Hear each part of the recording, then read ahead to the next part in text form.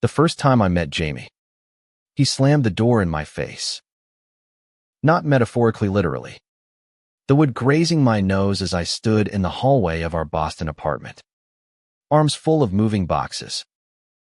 I thought, this guy's going to be a nightmare. I wasn't wrong. At first, Jamie was all sharp edges and clipped words.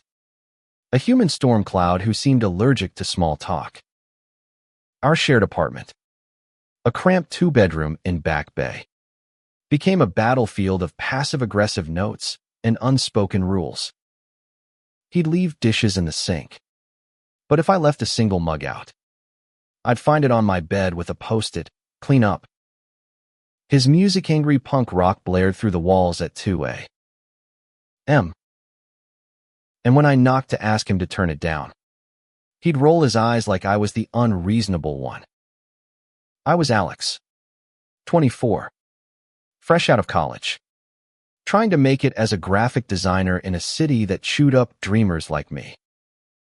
Jamie, 26, was a software engineer, all brooding intensity and late-night coding sessions. We were opposites, and I hated how he made me feel like an intruder in my own home. But then there was the mouse. Not a real one, God. No.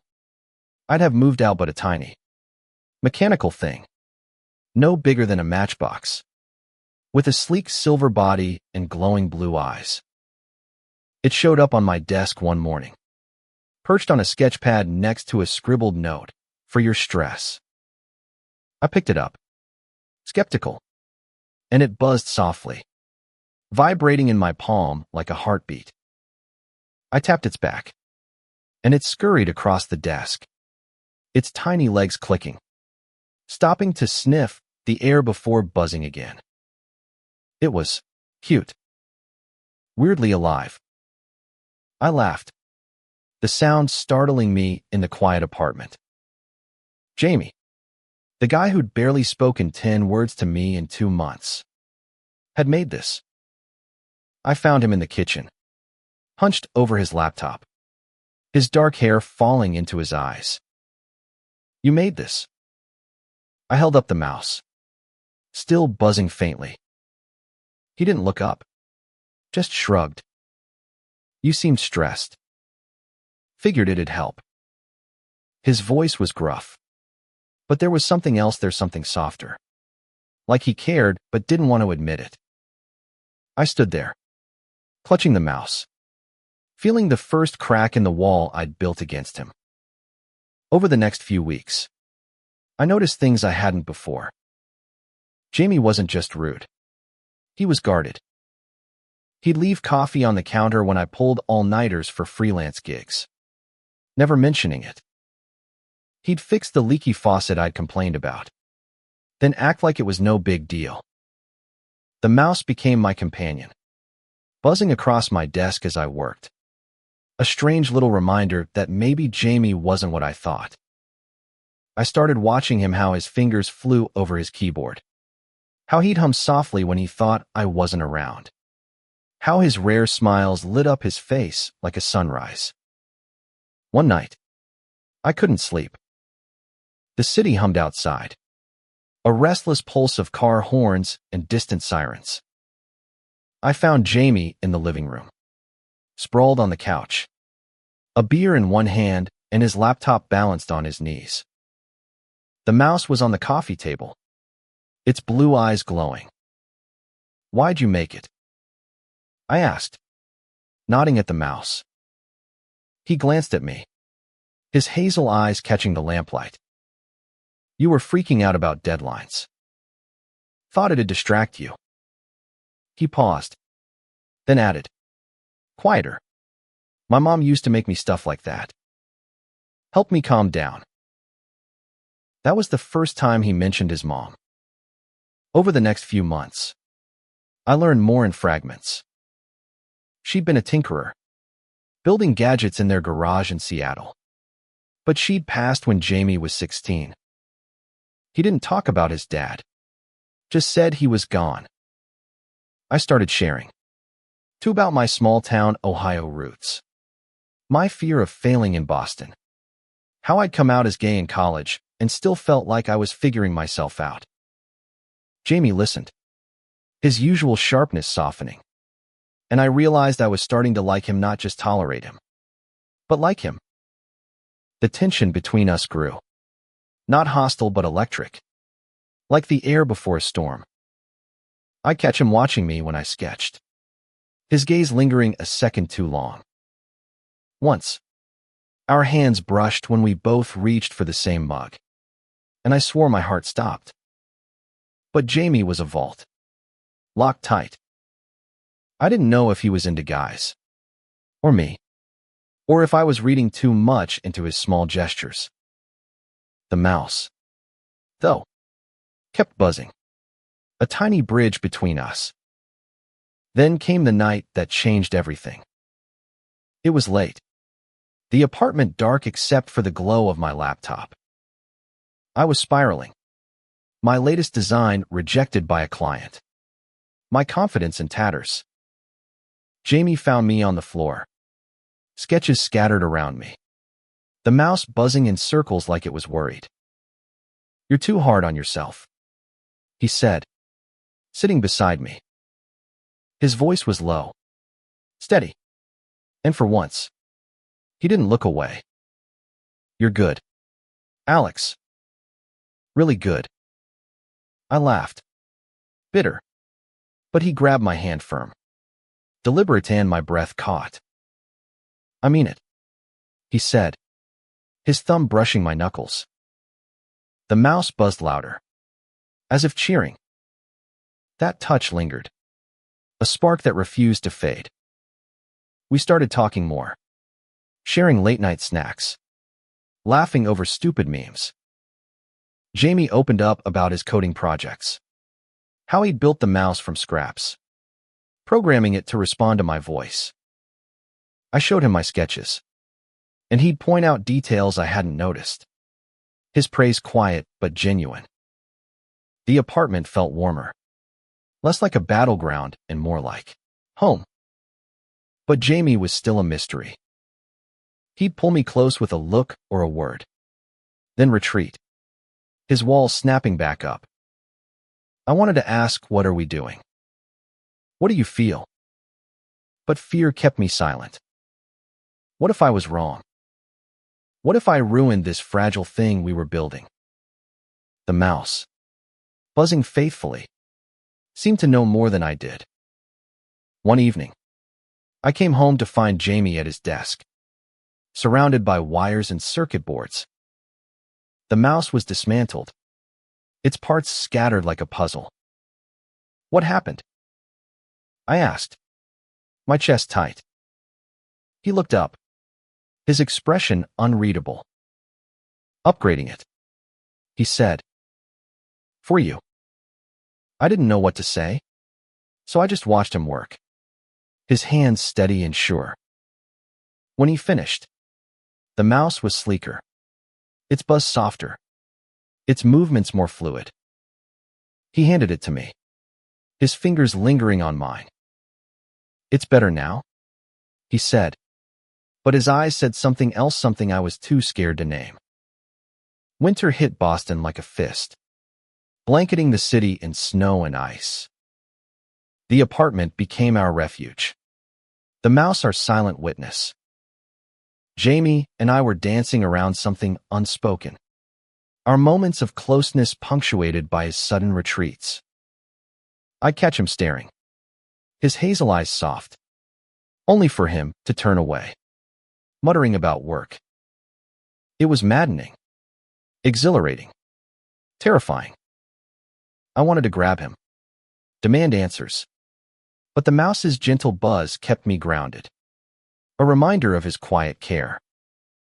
One night, we got snowed in. The city shut down. Our Wi-Fi flickered, and the heater struggled against the cold. Jamie suggested a movie, and we ended up on the couch, sharing a blanket. The mouse perched on the armrest like a chaperone. The movie was some cheesy rom-com, but I barely watched it, too aware of Jamie's warmth beside me. the way his knee brushed mine. When the credits rolled, he didn't move. Neither did I. The silence stretched, heavy with possibility, until he said, "You ever feel like you're running from something, but you don't know what?" I turned to him, my heart pounding. "Yeah," I said. "All the time." His eyes locked on mine, and for a moment, I thought he'd kiss me. But then he stood, abrupt, and disappeared into his room. The mouse buzzed, as if scolding him. Days later, I found a new note on my desk. Next to the mouse, check its code. Curious, I plugged the mouse into my laptop, digging into its programming, something Jamie knew I'd never done before. Hidden in the comments of the code was a message: "Alex, you make this place feel like home." My breath caught. Jamie, the guy who barely spoke, had written this in lines of code, where no one else would see it. I stormed into his room, holding the mouse like evidence. "What is this?" I demanded. He froze, his face pale. "You weren't supposed to find that." "Then why'd you leave it?" I stepped closer, my voice shaking. "Jamie, what are we doing?" He looked away, jaw tight. But I didn't back down. "You make me this thing. You fix my stuff. You leave me coffee. And now this. What does it mean?" He ran a hand through his hair, his voice barely a whisper. "I don't know how to do this, Alex.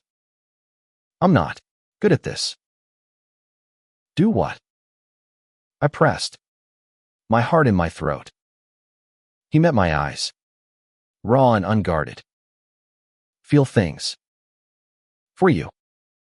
The air left the room. I stepped closer, close enough to feel his breath. "Then stop running," I said. And then I kissed him. It was tentative at first, like we were both afraid it'd break. But then Jamie kissed me back, fierce and desperate, his hands gripping my shirt like I'd vanish. The mouse buzzed on the desk, a tiny cheerleader for the moment we'd both been too scared to face. When we pulled apart, his forehead pressed to mine. He whispered, "I'm sorry I was a jerk." I laughed, tears in my eyes. "You're still a jerk. But you're my jerk." From that night, everything shifted. Jamie wasn't just my roommate anymore. He was my partner, my confidant, my home. We'd cook together, his terrible pancakes making me laugh until I cried. He'd tinker with the mouse, adding new tricks now it could follow my voice commands, even dance to music. I'd sketch him when he wasn't looking, capturing the way his eyes crinkled when he smiled. But the world outside our apartment wasn't as kind. Boston, for all its progress, had its shadows. We'd get looks holding hands, hear whispers in bars. Jamie, who'd grown up hiding who he was, would tense, his walls creeping back up. One night, we went to a club, the mouse tucked in my pocket as a lucky charm. A drunk guy bumped into Jamie, slurring something ugly about fags. I saw the old Jamie return closed off, ready to bolt. I grabbed his hand, pulling him onto the dance floor. "Don't let him win," I said, my voice fierce. We danced, close and defiant, the mouse buzzing faintly against my hip. But when we got home, Jamie was quiet, his hands shaking as he worked on a new gadget. "I'm not ashamed," he said finally, "but I'm scared. I've never done this before." I held him, promising we'd face it together. The mouse became our symbol, a reminder of how we'd found each other. Jamie kept upgrading it, adding sensors, making it glow different colors based on our voices. I'd tease him, saying he loved that mouse more than me, and he'd pull me close, whispering, "Not even close." But the world kept testing us. My parents, who'd never fully accepted me, called to say they were visiting. I panicked, unsure how to explain Jamie, our life, the mouse that buzzed with every step he took. Jamie, sensing my fear, just held my hand. "We'll figure it out," he said. "We always do."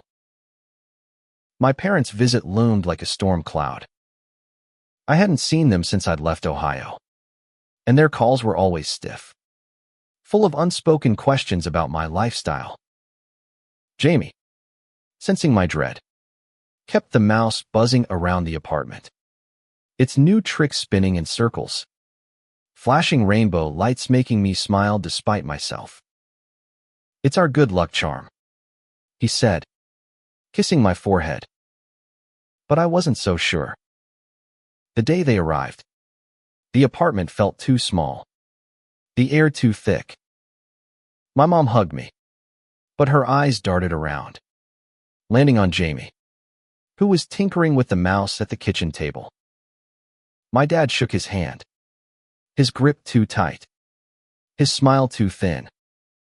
Dinner was torture small talk about my job, the weather, anything but the truth sitting between us. Jamie stayed quiet, his fingers fidgeting with a screwdriver. But the mouse buzzed softly, as if trying to ease the tension.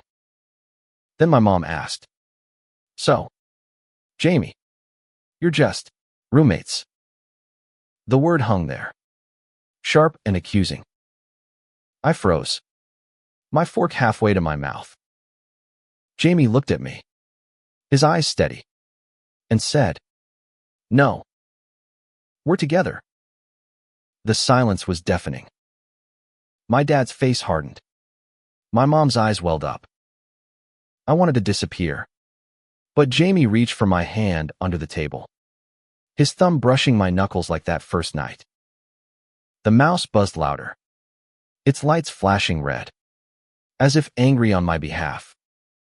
"Why didn't you tell us?" My mom whispered. I tried to explain how I'd been scared, how I'd spent years hiding, how Jamie had changed everything. But my dad cut me off. "This isn't right, Alex." He stood, his chair scraping the floor, and my mom followed, her face a mix of hurt and confusion. They left without another word, the door clicking shut like a judgment. I collapsed on the couch, tears burning my eyes. Jamie sat beside me, the mouse in his hands. "I'm sorry," he said, his voice breaking. I thought being honest would help." I shook my head, grabbing his hand. "It's not your fault. It's theirs." We sat there, the mouse buzzing softly, its lights now a gentle blue. That night, we held each other, the city's hum a distant comfort. I realized then that Jamie wasn't just my homie, was my strength. Weeks later, I got a letter from my mom. It was short, hesitant, but it was a start. "I don't understand, but I want to try." I cried reading it, Jamie's arms around me, the mouse dancing on the table. We started rebuilding, not just with my family, but with the world. We faced the stares, the whispers, the occasional cruelty, but we faced it together. Jamie kept tinkering, turning the mouse into a tiny marvel. It could now record short messages, play them back in our voices. "I love you," it said in Jamie's voice one morning, and I nearly dropped my coffee, laughing through tears. The mouse became more than a gadget. It was our story, buzzing with every step we took. We moved forward, planning a future, maybe a bigger apartment, Maybe a trip to Seattle to visit Jamie's mom's old workshop. We weren't perfect. We fought. We doubted. We stumbled. But every time I felt lost, Jamie was there. And so was the mouse. Its buzz a reminder of the love we'd built from misunderstanding and sharp edges. One spring evening, we stood on the roof of our building, the Boston skyline glittering below. Jamie held the mouse, now upgraded with tiny wings that fluttered when it moved. "You changed me, Alex," he said, his voice soft but sure. "I was so closed off. But you made me want to try."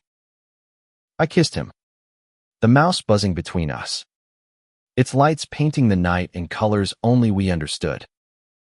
Our story wasn't just about love. It was about courage, about choosing to be seen, to be vulnerable, to build something beautiful from broken pieces. The mouse, with its buzz and glow, was our proof. Even the smallest gestures, the ones that seem rude or strange at first, can hold a world of meaning. We weren't just roommates anymore. We were a promise, kept alive with every step we took together.